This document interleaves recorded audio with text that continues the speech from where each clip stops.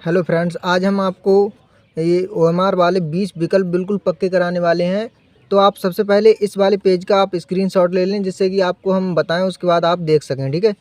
अब देखिए, पहला प्रश्न है, हर के दो की पावर m तथा 5 की पावर n के रूप के आधार पर ज्ञात कीजिए कि 1458/1250 का दशमलव प्रसार कितने अंक स्थान तक समाप्त होगा। तो ये हो जाएगा हमारा 4 अंक तक समाप्त हो जाएगा। ठीक है।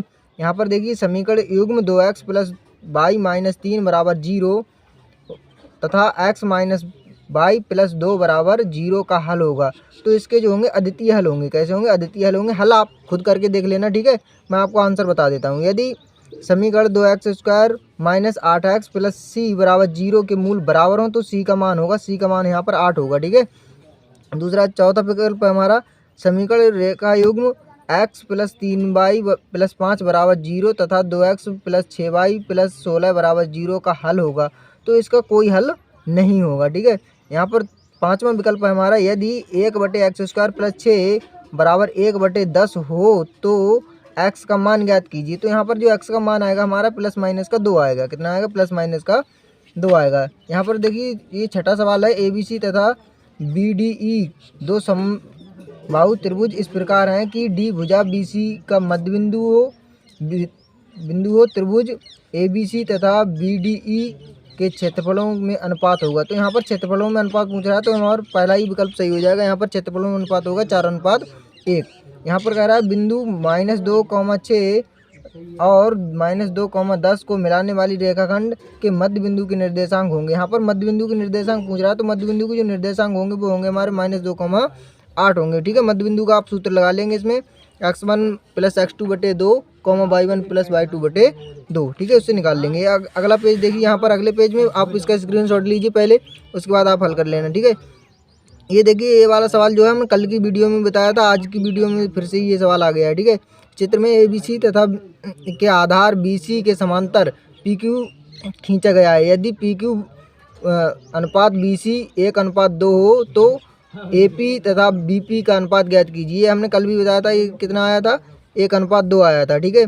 यदि साइन A बराबर 4/5 हो तो tan A का मान बताना है। ठीक है। तो यहाँ पर जो tan A का मान निकालेंगे, साइन A बराबर क्या होता है? लंब/कर्ण।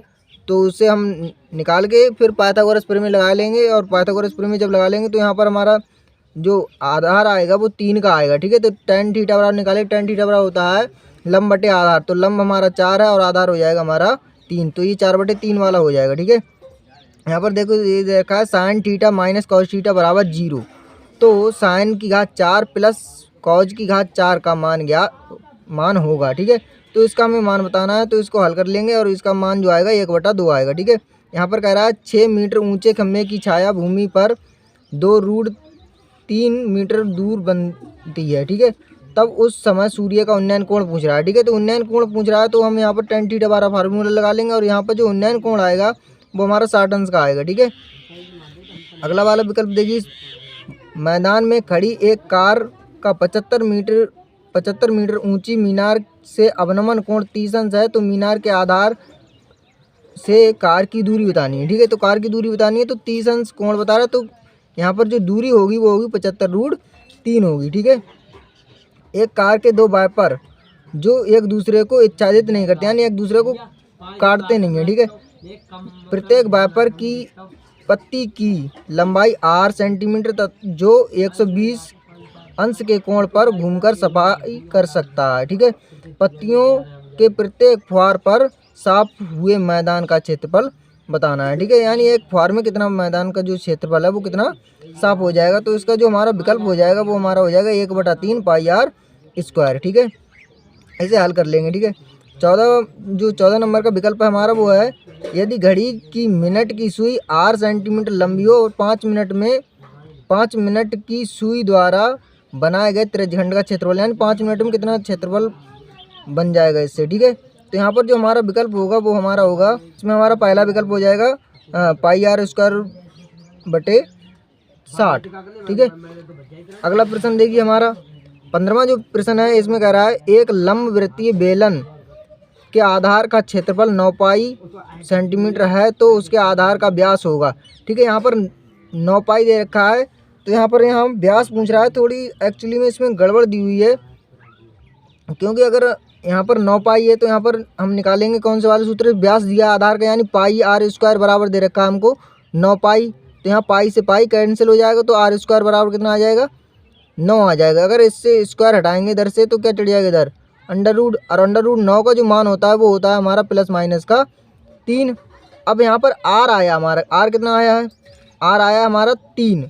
तो यहाँ पर व्यास पूछ रहा है, क्या पूछ रहा है, आधार का व्यास। तो जो व्यास होता है त्रिज्या का 2 गुना होता है, तो यहाँ पर हो जाएगा हमारा 3 दूनी 6। ठीक है, ये 6 वाला ऑप्शन सही हो जाएगा। एक गोले की त्रिज्या r है तथा बेलन के आधार की त्रिज्या r तथा ऊंचाई 2r है, गोले और बेलन के आयतनों में अनुपात होगा। ठीक है, तो इनके आयतनों में हमें अनुपात बताना है। तो जो इनके आयतनों में अनुपात होगा वो हमारा होगा 2:3 अनुपात होगा। ठीक है, 2:3। 1 से 15 तक की सम संख्याओं का समांतर माध्य, समांतर माध्य का आप फार्मूला लगा लेंगे, पदों का योग बटे पदों की संख्या। ठीक है, यहाँ 1 से 15 तक की आप सम संख्या लिख लेंगे, जैसे 2, 4, 6, 8, 10, 12, 14 तक। ठीक है, तो यहाँ तक आप देख लेंगे कितनी संख्याएं होंगी, उन संख्याओं को जोड़ लेना और उसके बटे में जितने नंबर आएंगे उनको लिख देना है। ठीक है, फिर भाग लगा के जो आंसर आएगा हमारा, वो आंसर होगा हमारा 8। ठीक है, 8 आएगा इसका समांतर माध्य। यहाँ कह रहा है यदि एक गोले का व्यास d सेंटीमीटर हो तो गोले का आयतन होगा, यानी व्यास दिया हुआ है हमको d सेंटीमीटर। तो यहाँ से सबसे पहले हम त्रिज्या निकालेंगे, उसके बाद हम यहाँ पर गोले के आयतन का सूत्र लगा देंगे। गोले का आयतन का सूत्र होता है 2/4/3 पाई आर क्यूब। ठीक है, तो 4/3 पाई आर क्यूब लगाएंगे, तो यहाँ पर आर की जगह पर कितना लगाना है, d/2। तो आर की घात 3, डी की घात 3 आएगी, ये वाला हो जाएगा हमारा ऑप्शन 1/6 पाई डी की घात 3। दो समरूप त्रिभुजों की भुजाओं का अनुपात 9:16 है, इन त्रिभुजों के क्षेत्रफलों का अनुपात बताना है। ठीक है, अगर भुजाओं का अनुपात दे रखा है और क्षेत्रफलों का अनुपात पूछ रहा है तो हमें सिर्फ भुजाओं का स्क्वायर कर देना है। यहाँ जैसे यहाँ पर 9 लिखा है, 9 का स्क्वायर कितना होगा, 9 नेम 81। तो 81 किसी ऑप्शन में स्टार्टिंग में नहीं है, इस वाले ऑप्शन में, तो ये हमारा विकल्प सही हो गया।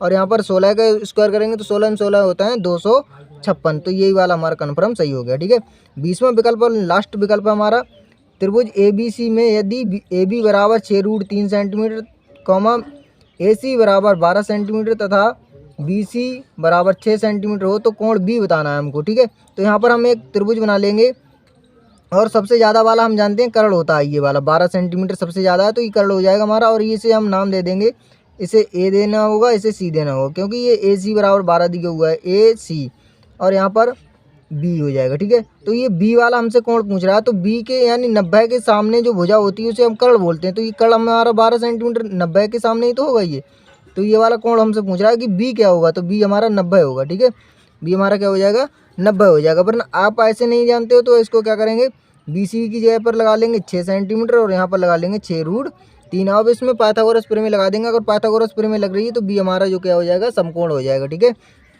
धन्यवाद। और इन विकल्पों के हल देखने के लिए हमारे चैनल को सब्सक्राइब करें और वीडियो को शेयर करें, और इससे पहले जो हमने वीडियो बनाई है जो हल वाली, उनको जाकर देख लें, डिस्क्रिप्शन में लिंक दे दूंगा। धन्यवाद।